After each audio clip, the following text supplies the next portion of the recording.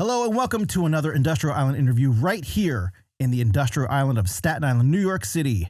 If you're interested in listening to the other interesting and inspiring interviews in this series, please visit industrialisland.nyc and click on the interview series tab.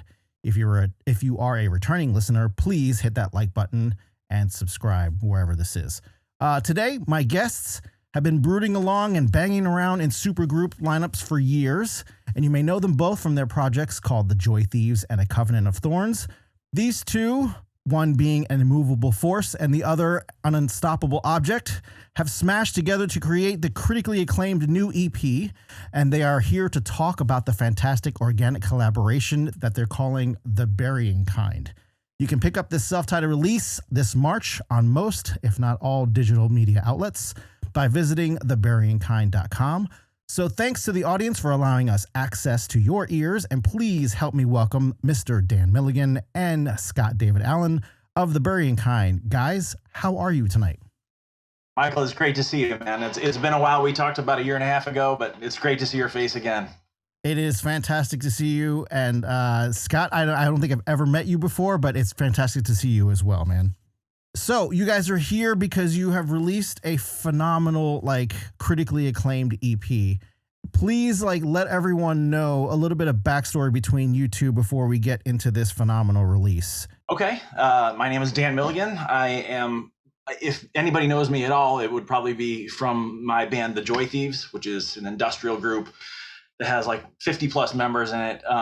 And we've been putting out records for a couple years. So that's if people know me at all, that's mostly where it's from. But I'm a drummer from Chicago, professional musician, and I do a lot of production and that sort of work here in Chicago. And I'm Scott David Allen from A Covenant of Thorns. It's, I guess, best described as maybe dark synth, maybe dark wave, a little bit of it in there. I've been doing it since about 93. First release was in 98, and now I'm about 9 releases in. You guys have come together, and I have to, it was demanded of me to ask the first question, more or less, is how did you guys come together? I know you know who asked me to do this, but without him, you guys wouldn't exist. Explain your origin story for The Burying Kind, as it were. Go ahead, Scott David. The person you're referring to, Ken Magerman, he had a benefit compilation. His cat was ill, and a bunch of us came together to try to raise some funds. And part of that was a bunch of different musicians from different projects working together. And Dan ended up doing a Joy Thieves remix of one of my A Covenant of Thorns tracks, and I absolutely loved what he did. So we kind of had talked about maybe doing something together, writing a song, seeing how it goes, and COVID hit. And as soon as it hit, we had plenty of free time on our hands, and we decided to try a song. A year later, we've written many, many songs, and we're about to release our debut EP. When does that comes out? March 12th, right? Am I correct? Yeah, Yes. March 12th. Pre-sales are happening now, but that's the release date, yeah. Okay, yeah, I wanted to make sure that I got that right. I wanted to say that in the intro, but I wanted to double check. So you guys did this record. How long was this record in production? It was for a year, right? It wasn't the whole pandemic this thing was being worked on? Yeah, we started writing right away. I mean, in March, when our world's ground to a halt, he reached out and we immediately started working. And we wrote songs all through the summer into the fall. And although we're releasing 5 for our debut EP, we have an entire record pretty much ready to go whenever we want at this point. So we just wrote and wrote and wrote. Right. I'm psyched about that. You two haven't met each other prior to this before, right? No, we hadn't. I mean, obviously I knew of the Joy Thieves, okay. But until we were matched up together, that was the first time we had any contact whatsoever. Oh, that's interesting. And now we talk pretty much daily. So what was your initial reaction when Ken put you guys together? Was it kind of you kind of expected something, and then you were pleasantly surprised that there was some. I feel like, you know, maybe going into it, I felt like I was probably the lucky one. I mean, I get to work with Dan Milligan. I mean, he's incredibly talented. A lot of people don't know. I mean, he mixes, he plays guitar, he plays keyboards, he did backing vocals. Incredibly talented individual. So going into it, I was over the moon. What was it that Ken said that the reason why he put you guys together? It was because there was a reason. I missed the whole reason why you guys were kind of paired together in the first place. I think he just thought it would be funny that he paired this industrial guy with this like, dark wave kind of really emotional synth guy, you know. And that kind of cracks me up too. I mean, I think we talked about this a little on the other podcast, but it's like, for me to be known as like the industrial guy is kind of funny, because I've been doing this kind of music. I have another project called Drownbeat. I mean, I've been doing this sort of thing that kind of in the similar vein for years and years. And it's one of the things that I love to do, but just people don't know that about me necessarily. So and it lined up exactly, but I think he thought it would be funny because he was thinking of me as this like the industrial guy. So yeah, I think he thought he would get like Ministry and the Smiths or something. I don't know, you know. Yeah. Since you were working on this for the entire year, I saw you posted the other day about the rolling out of the single and all this stuff, and you were sending out pre-release, I guess, requests for media people to check out the record and write blurbs about it and everything like that. I wrote one as well. But you said something about the release pipeline was a little exhausting about this thing. Was it mostly because of the reception of it? And because you've released other records too, I'm sure you had the same kind of release pipeline, but was it just the surprise from so many people really just gravitating to this record that just kind of got you overwhelmed a little bit? Yeah, I mean, for me, I was kind of spearheading the sending out of the things like I did to you and all that, and sending stuff out to some radio stations and sending out to people that I know and trust kind of in the business, just to get a feel for what they were thinking. And it's hard for a brand new band. I mean, we are literally brand new. Nobody knows who we are. And so over the years, I've come accustomed to having very small expectations, just because you don't know what people will or won't like. It's just impossible to tell sometimes. And really, by the time I'd sent this out to people, I was feeling overwhelmed just because the response was overwhelming. It was good. It was very, very good. But I was shocked that stations were picking it up, and I was shocked that people were responding kind of the way that you did to me. It's like, wow, we've really tapped into something here that's kind of special. I mean, I've literally released records where, you know, my family bought it and that's about it. I became overwhelmed because it was such a positive response to what we were doing, and it's the best feeling in the world, honestly. And I saying overwhelming is not a bad thing. It was just kind of shocking. It was shocking. That's all. Having such a great release like this, and then having just the shock that everyone is feeling it the same way. Like it seemed like this record dropped at the opportune, like perfect time in people's COVID fatigue kind of world that we're in right now. And like I said in my review, it's just kind of like when you go outside and the sun hits your face and like you're closing your eyes and you feel that warmth. It's ironically that whole thing. Because it's a little bit on the darker side, this record, but it has that really sort of hopeful kind of tone about it, which is interesting. And what was it like to sit down with a finished mixed album listening to this thing? Because from when you worked with when Ken put you guys together to work on the remix or to work with each other.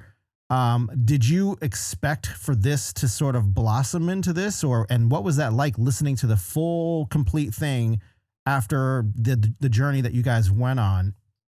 I don't think that either one of us had any idea whatsoever that it was going to turn into what it has. I think really we just had some time, wanted to sit down, really liked what each other were doing, and thought it would be cool to maybe try to write some stuff together. I think it happened very organically. We never sat down and said, "Hey, we're gonna we're going to do this shoegaze thing. We're going to do this or that. We just started sending stuff back and forth, and it just sort of evolved.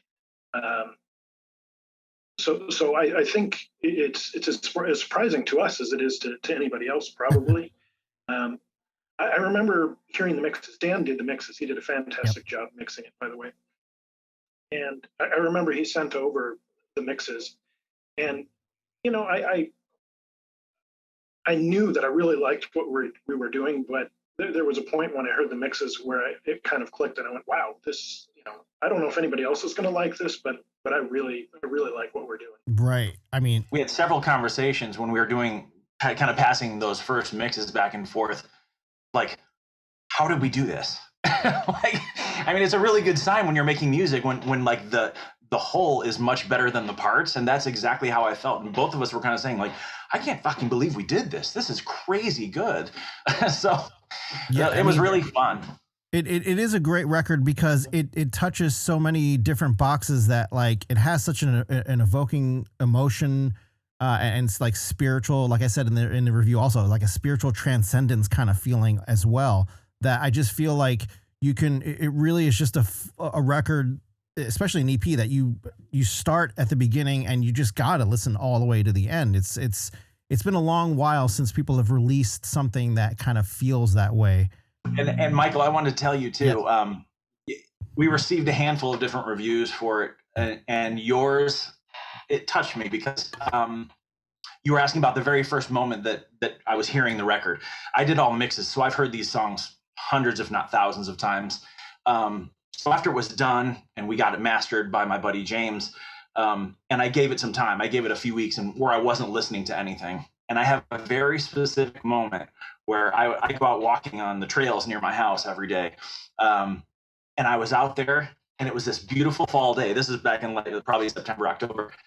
It was a gorgeous fall day, and the sun was hitting my face. And I had this very significant moment where I was listening to it and experiencing and saying kind of what you were saying. You know what I mean? Like, that's the feeling. And I couldn't believe you wrote that, because that moment just burned into my brain of standing out there in the sun, kind of walking out in nature and feeling just amazing at what was happening and how it turned out.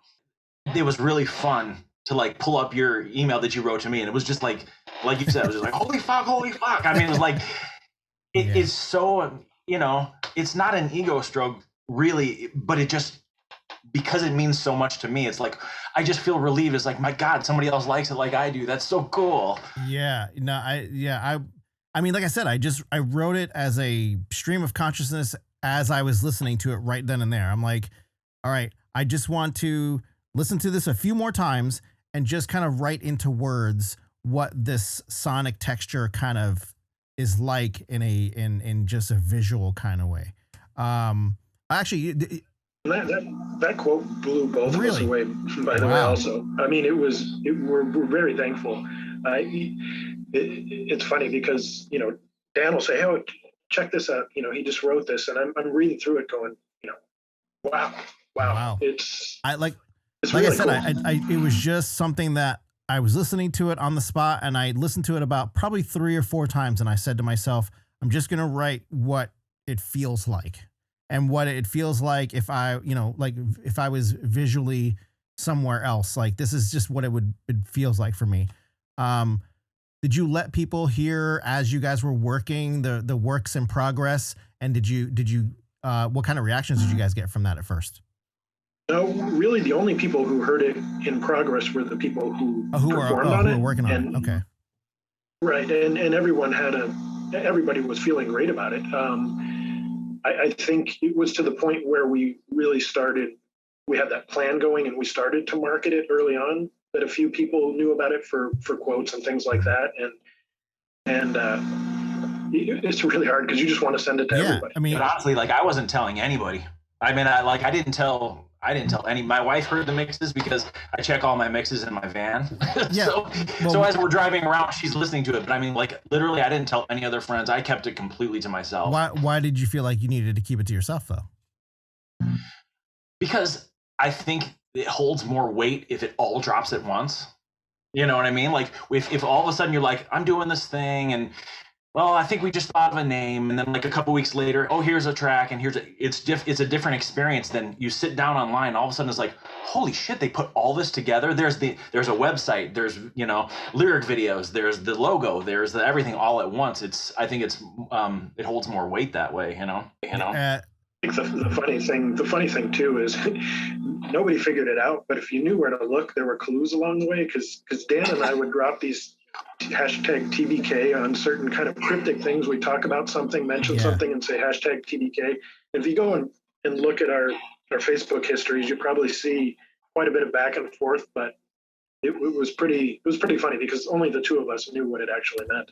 What was the most surprising sort of comment that you got from this thing right out the gate? I don't know if there was one. For me, it was just the overwhelming amount of people commenting on it, and just, we've said this before that, we both knew we liked it, but you never know. I mean, I've liked a lot of things that I've put out over the years, and sometimes people really like it, sometimes they don't get the same thing you got from it, so you never know.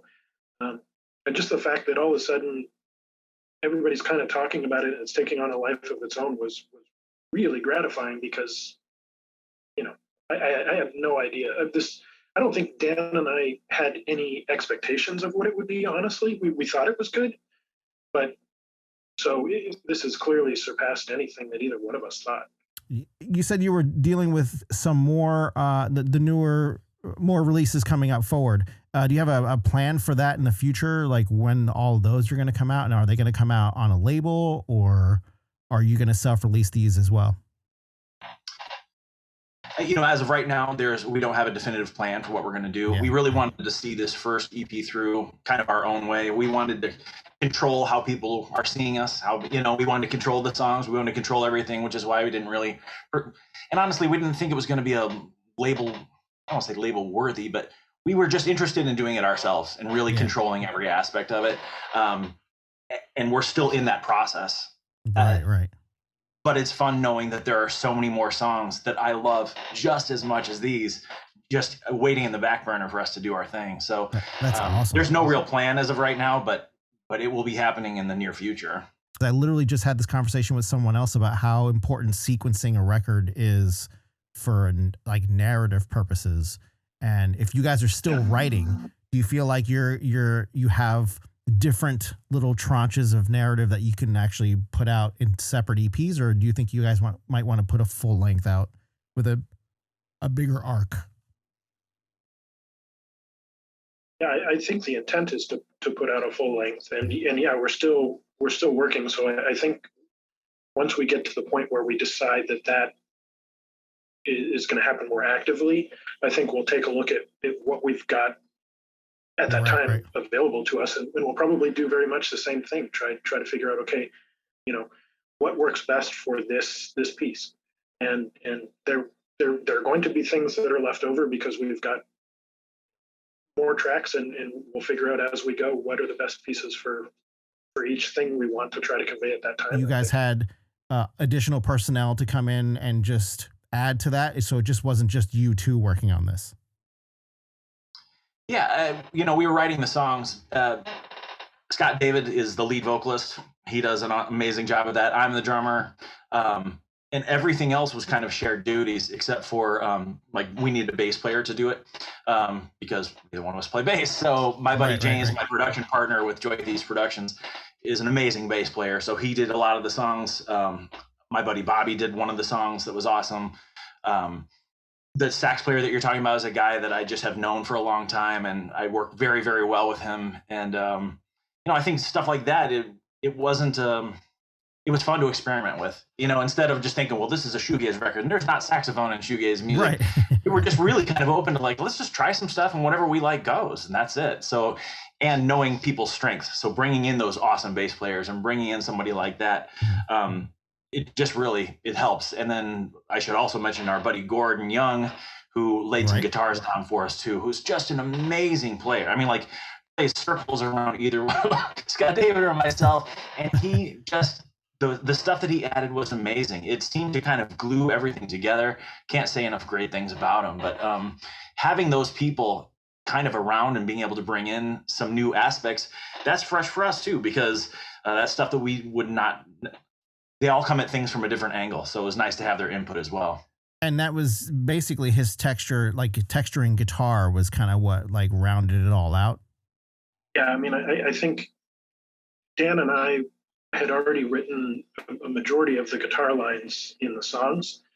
So it was pretty well established. But when Gord came in and laid down his tracks on top of it, he did a phenomenal job. And it just all kind of melded together. The three different styles, the three timbres within the guitar sounds, again, completely unintentional. It just worked really well. Were there any creative like roadblocks for you guys in the writing process? Like, were there some hesitation moments or any kind of like, are we in the right direction or is this the right way to go? Like, did you ever have any of those moments? And did you have any of those like skin, like hair raising moments that you just felt also that this is right? That's sort of the amazing thing about it is we didn't have a roadmap. So there was never any point, I think, in which we thought we're veering off course, because to be honest, we didn't really have a course. We just wanted to have a good time and really try to write stuff that both of us loved. It was the furthest thing from our mind whether anybody was going to be listening to it. We were just giddy passing stuff back and forth like, oh man, that's really cool. I can't wait to do something with that. And so I think any moments of sort of revelation were just the fact that things were clicking so effortlessly. I mean, there were no roadblocks. I mean, songs were just pouring out. I mean, every other day, someone was sending somebody something. It was nonstop. Yeah, and I have to say too. Yeah. I'm sorry. I was gonna say, keeping in mind of when it was all going down too. It was starting at COVID. It was all through the spring, summer, and fall of last year. So we were kind of insulated from everything. We were really kind of in our little bubble doing our thing, and we weren't thinking about the response from anybody else. We were looking to pass our time in a way that we are enjoying and create something that meant something to us. It really was kind of what was keeping me sane at that point in time. Honestly, having this to come to every single day was a treat. What were some of the like really sort of eye-opening learning experiences that you had like doing this record with each other? Because when you work with two new people, I'm sure you're dealing with, I mean, you, especially Dan, have worked with like what, 50 people, like, so different personalities. I'm sure you have to sort of manage how people are going to work on a certain track or anything like that, and how they work creatively. But was there any kind of like learning curve or learning experience between working with each other, or was it just purely fluid, kind of nice working organic relationship? I think from my part, I think I was just surprised with how easy it was and how compatible his ideas were with mine. You know, there weren't things he sent across where I was like, how am I going to do something with this? You know, it was more just excitement, like, oh man, I can't wait to lay down some vocals for this, or I'm listening to it for the first time, and as I'm listening, I'm thinking about guitar ideas, and so if there's any learning experience for me, was, I don't even know if it's a learning experience, just the realization that you know, you can really click with someone and you know, but yeah, I don't know. Is that a learning experience? I'm not sure, but it just. I was gonna say it was weird because the answer is kind of no. There wasn't anything like that because we integrated our ideas immediately and fully. It was really, and that was weird. I mean, I've worked a lot, like you said, I've worked with a lot of people, and everyone's got their own workflow. Everyone's got their own ideas about what things should be. And when I listen to this EP and even the other songs, I don't remember who wrote what. I don't remember who played what, because everything he did is something that I feel like I could have done or would have done. It's weird. I mean, it's just.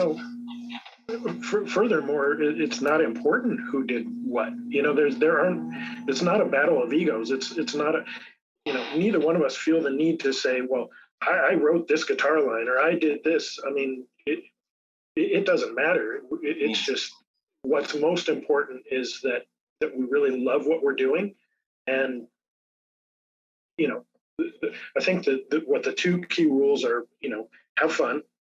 And if there ever is anything that either one of us are really opposed to, we don't do it.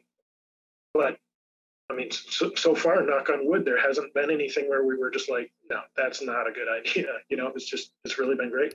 Did you have any sort of like targets that you guys were interested in dealing with as far as letting people know about this record? Did you do any of that kind of online marketing, or did you dabble in that for this, or are you going to? Yeah. Literally the extent of this thing has been, once we were done, we decided on a release date. Mm-hmm. And we sent it out to some people, and that's been it. Yeah. And I like the fact that you guys have sent me a website that had all the assets in it already ready for use for different applications and everything like that. And I think that's a really important thing that musicians need to also understand, is that when you're in a release pipeline, you also have to have things, anticipation of getting requests for certain things. And I guess because you're experienced enough now, because you've put a couple of records with Joy Thieves and then some, that you already are ready to go with this thing. Because I was really impressed with the way that you delivered it to everybody. Hey, check this out. Go to this webpage. Here's the code. And then everything is in there for you to use. So I've done it enough too that I know what the questions are. Can I get a photo? Yeah. The photos are there. Where's the videos? The videos are on there. Yeah.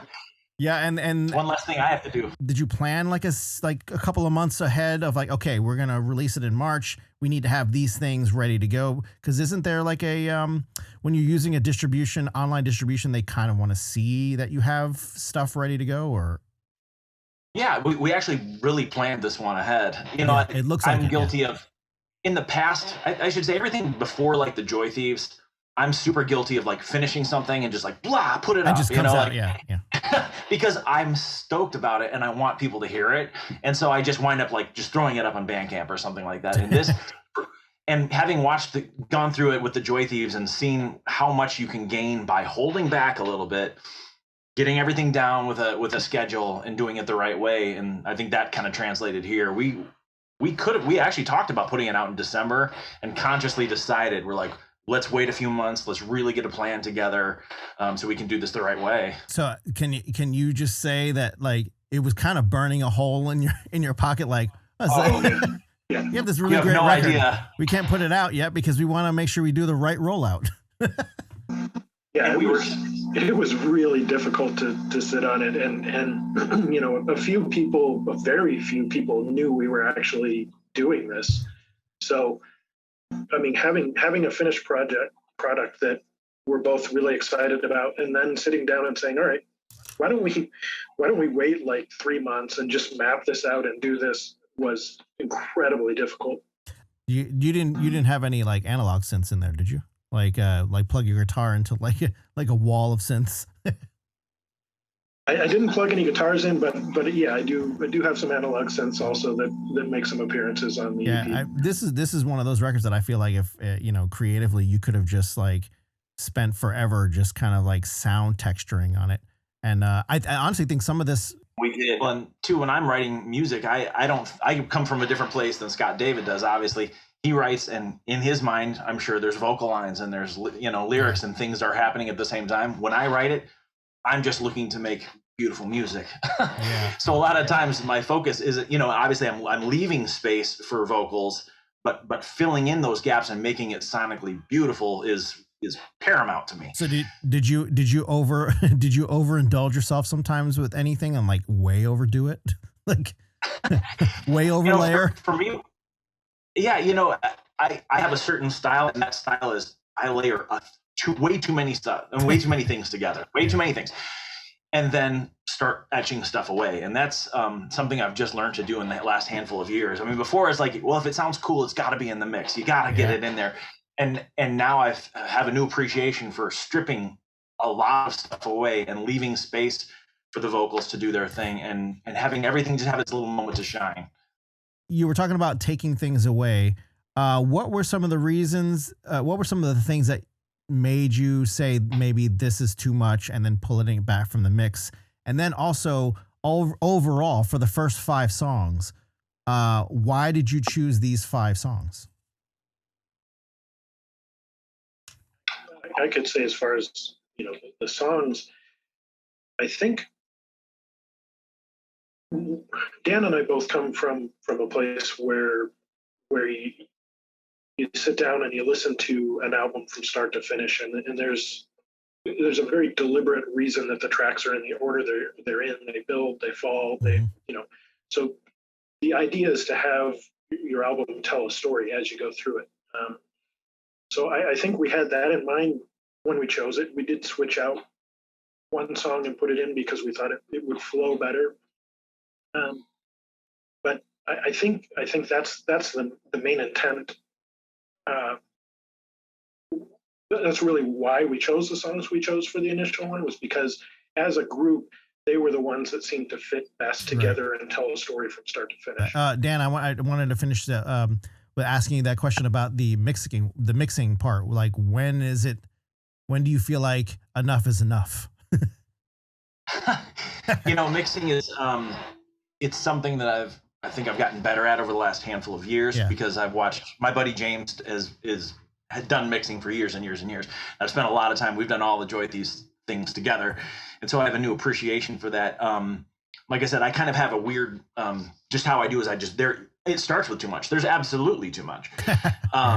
I mean, that's kind of the goal, is just to kind of lay down all the ideas so that you have all the raw material that you need.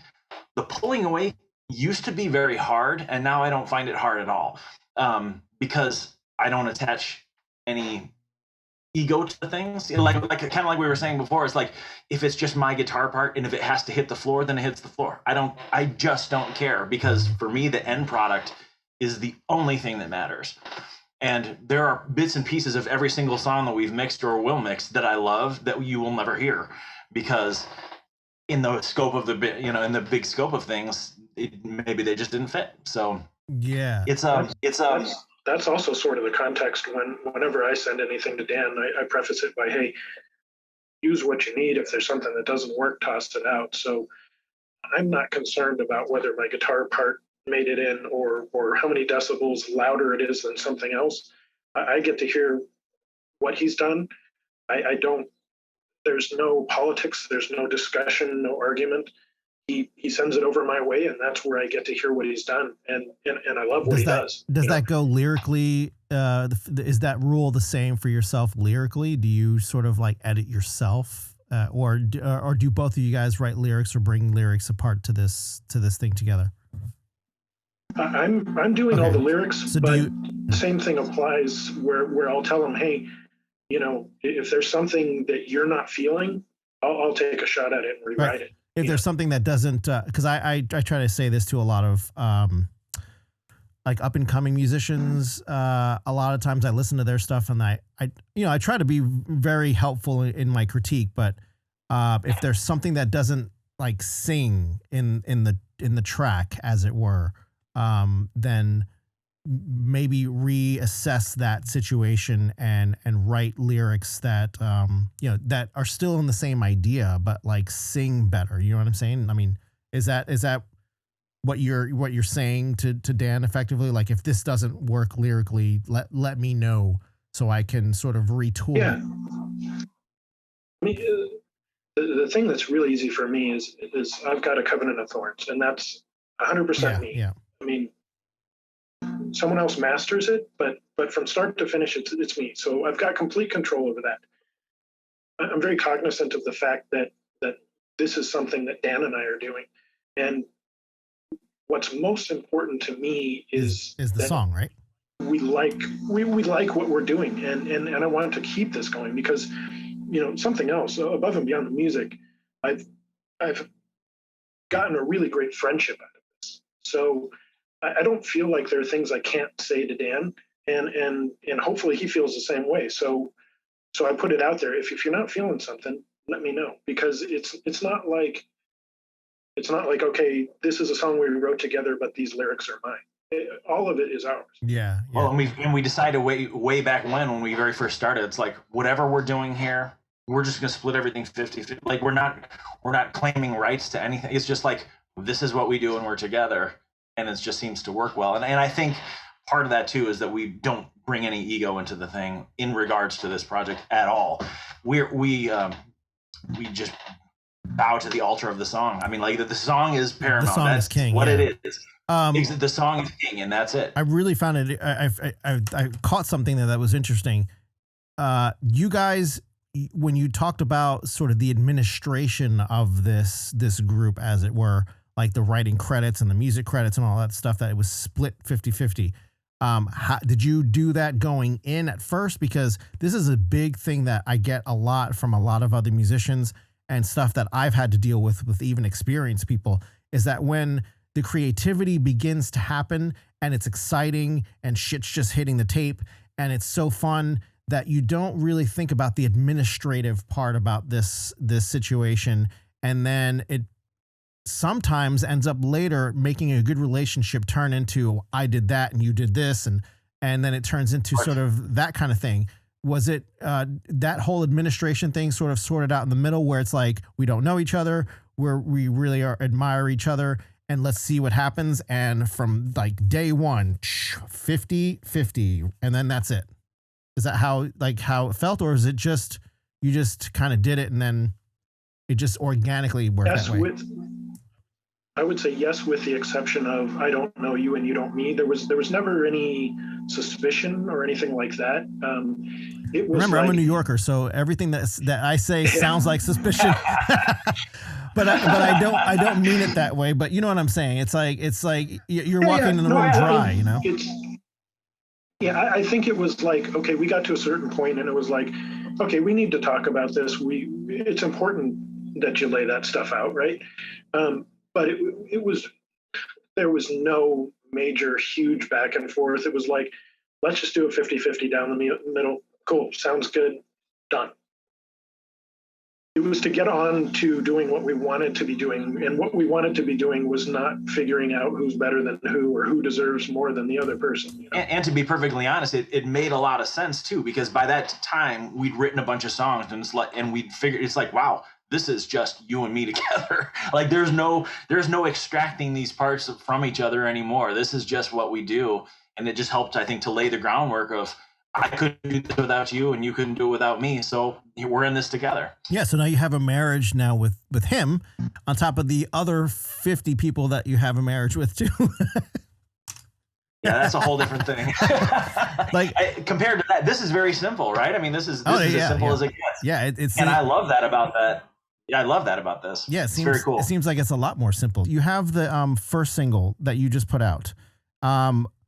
Can you elaborate on the first single? Well, I think the entire EP is pretty much about life in the pandemic. It's some of it's fairly personal. Some of it's observations. It's really about. I mean, you mentioned it's a bit dark because it's a dark time, to be frank. Yeah. But it's also a bit hopeful because people are propping each other up and really doing the best they can to adapt and to pull through and to kind of create this new life. So a lot of it is about that sort of rebirth and adapting. Do you agree? Like, we're just in such a situation though, where it's like, it's so amazing how fast something can sort of lose control. You know what I mean? Like, oh yeah, that's where we are. And it's just kind of sad because we're supposed to be people who are like, okay, like, you know, let's learn to accept and understand people.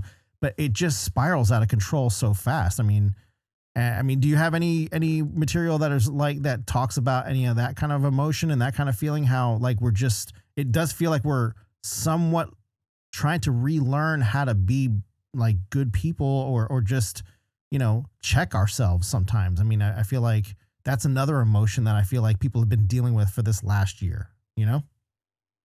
Yeah. Well, I mean, Blur kind of touches on that, twisting closer towards the edge just one more time at any cost. It kind of talks to, there's a group of people out there that will do, their priority is themselves. They'll do whatever it is, just one more time, just for the sake of it, at any cost, no matter what it does to anybody else. So I mean that sort of spoke to that as well. That's sort of what that song's about. Yeah, especially in these times, you know. There's really two ways you can deal with the whole thing that's going on right now. And one is just to lash out and just exercise your demons that way and just take everyone down in your path. Or you can try to lift people up. And in my experience, trying to lift people up makes you feel a lot better at the end of the day than knocking people down does. So. Yeah, but I don't understand why people don't do that more, because for whatever reason, I'm still seeing good people that I know not be their best during this pandemic sometimes, depending on the circumstance. It's a lot to deal with. It's a lot to deal with. And, it's real easy to say, just be a good person and, you'll feel better. There's people going through some pretty tough stuff, and it's probably not even apparent to them that they're doing the things that they're doing sometimes, just because they have this incredible weight and these pressures, and it's hard to see through that. Have either of you been to New York City and had New York City pizza, or no? Okay, so I don't. If you saw the interview with Ken, yes, he mentioned pizza again in a second interview with another guest, and I had that same guest on like shortly afterwards, and I said, "No, goddammit, you're coming to New York City. I'm taking you to get New York City pizza." So if you remember from Ken's interview, yes, they asked about the best Chicago pizza, and I might have taken a little heat because I said I was a Brooklyn guy. Yeah, and you said about folding your pizza in half, and I was like, "That's my guy." Yeah. Now, I've never been to New York. I'm a West Coast guy, but West Coast is very much filled with immigrants who came through New York City. My family came through New York. So there's very much that style, culinary style on the West Coast also. I would love to go to New York. Never been there. I only say this because I'm from the Bronx, and I'm a born and bred New Yorker. So for me, like, pizza is like, hold on a second. Like when I think I'm going to send a message to Ken about this, that this is going to be like a running gag about pizza now, because it's like, yeah, right. It's like, hold on, we're having this like sort of, but I will say I've been to Detroit and had a coney, and yeah, I agree with that part. That is amazing. I have some friends of mine who live there, and we went to visit them, and they did the whole, we're going to do the right thing, we're going to send you to the right places. And I feel the same way. If you guys ever come to New York City, I'm taking you. Don't listen to anybody else. I'm taking you to the right places to get the right pizzas. But where's the best pizza then? What's like the spot for you? Well, that's a hard one. Because you have a few places. You have anywhere that says famous in front of it, don't go there. Okay, that's not accurate. Okay, best coffee. The best place to get a regular cheese slice is Joe's Pizza. Have you seen the Spider-Man movie with Tobey Maguire, the earlier one? Yeah, way back when. Yeah, he in the first movie, he works in Joe's Pizza. Oh wow. Yeah, that's number one.